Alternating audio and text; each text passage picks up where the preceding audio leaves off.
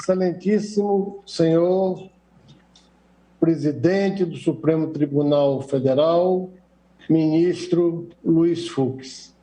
Excelentíssima senhora ministra Rosa Weber, vice-presidente, senhora ministra Carmen Lúcia, excelentíssimos senhores ministros, excelentíssimo senhor ministro Ricardo Lewandowski, relator, a quem agradeço pelas gentis palavras, senhores advogados e advogadas, servidoras e servidores. A ação direta de inconstitucionalidade, em julgamento, impugna a Lei Complementar número 179 de 2021, que define os objetivos do Banco Central do Brasil e dispõe sobre sua autonomia e sobre a nomeação e exoneração do seu presidente e de seus diretores. Alega-se, inicialmente, a existência de vício formal subjetivo, ao argumento de que o projeto de lei de iniciativa parlamentar disporia sobre matéria de iniciativa reservada pela Constituição ao presidente da República. O Banco Central é uma autarquia federal prevista constitucionalmente no artigo 164 da Constituição, que desempenha função relevantíssima no âmbito da política monetária e da estabilidade financeira do país. O conteúdo da lei impugnada denota que a espécie normativa interfere em aspectos importantes do Banco Central do Brasil. Logo no primeiro dispositivo, define o objetivo fundamental da autarquia federal. Em seguida, atribui ao banco o dever de conduzir a política monetária necessária para o cumprimento das metas estabelecidas pelo Conselho Monetário Nacional.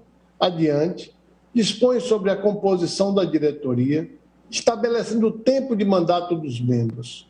Mais além, transforma o cargo de ministro de Estado presidente do Banco Central do Brasil em cargo de natureza especial de presidente do Banco Central do Brasil e estabelece vedações ao presidente e aos diretores dessa mesma instituição. O Banco Central integra a estrutura do Poder Executivo Federal. Os temas disciplinados na lei, efetivamente, são de iniciativa legislativa privativa do presidente da República.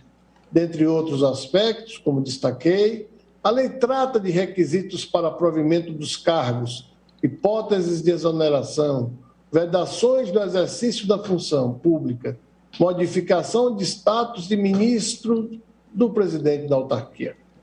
A iniciativa privativa do chefe do Poder Executivo, prevista no artigo 61 da Constituição, é uma materialização do princípio maior consagrado no artigo da Constituição, que versa sobre a independência e harmonia entre os poderes. Desse modo, e de modo a preservar a independência e a harmonia entre os poderes, quando a matéria objeto de um projeto de lei interferir em aspectos funcionais desse mesmo poder, a iniciativa da proposição legislativa haverá de ser deste poder que tem uma predominância de interesse nesse tema. Essa, data vênia, é a diretriz que se extrai do artigo 2º da Constituição. Bem por isso, a violação à Constituição, no presente caso, até antes do artigo 61, parágrafo 1º do texto da Lei Maior, já ocorre em relação ao artigo 2º da Constituição. O vício de iniciativa, data vênia, afigura-se insanável.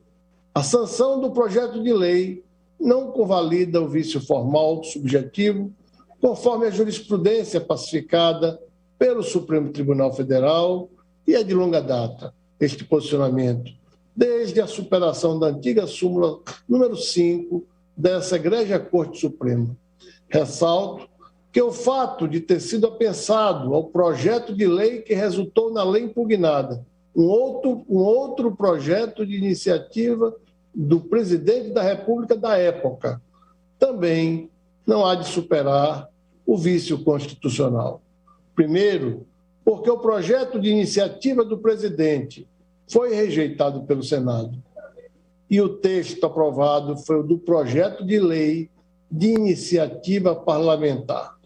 Segundo, porque ainda que tivesse ocorrido a aprovação, o projeto teria que ser remetido à Câmara dos Deputados para deliberação, conforme prescreve o artigo 64 da Lei Maior. Assim, houvesse o acolhimento do projeto de iniciativa do presidente, seria possível cogitar a superação do vício de iniciativa, mas incidiria o vício formal objetivo, resultante da violação ao artigo 64 da Constituição. Sob qualquer ótica data vênia, a lei impugnada padece de inconstitucionalidade formal, ou, lembrando a doutrina de Kelsen, inconstitucionalidade nomodinâmica, o que é suficiente para atingir a integralidade do ato normativo. Nesse aspecto, o Procurador-Geral se manifesta pela inconstitucionalidade formal da lei complementar, mas não adentrou o mérito, porque, nas questões de fundo suscitadas, respeita a autonomia dos poderes legislativos, do particular, que disciplinou a matéria e deliberou sobre o tema.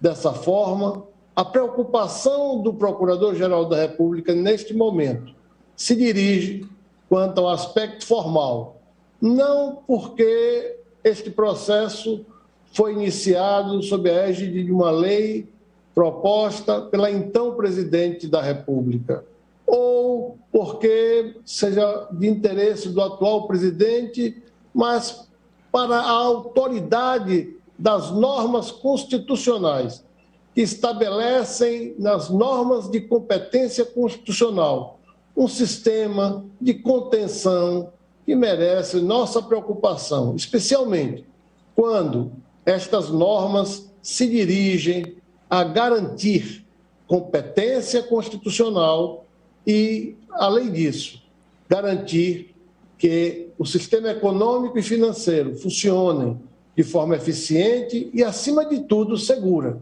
Segurança jurídica é o que promove a circulação de riqueza, todos nós sabemos. É com segurança jurídica que nós vamos atrair investimentos. E é com segurança jurídica que a renovação da vontade do legislador, que no Congresso aprovou esse projeto de lei complementar, virou a lei complementar 179 de 2021, poderá ser sanado o vício formal sem maiores dificuldades. Por fim, o Procurador-Geral da República, nessa oportunidade, manifesta-se pela procedência do pedido para fins de declaração da inconstitucionalidade formal e integral da Lei Complementar 179 de 2021, por vício formal. Muito obrigado, senhor presidente, senhoras ministras, senhores ministros.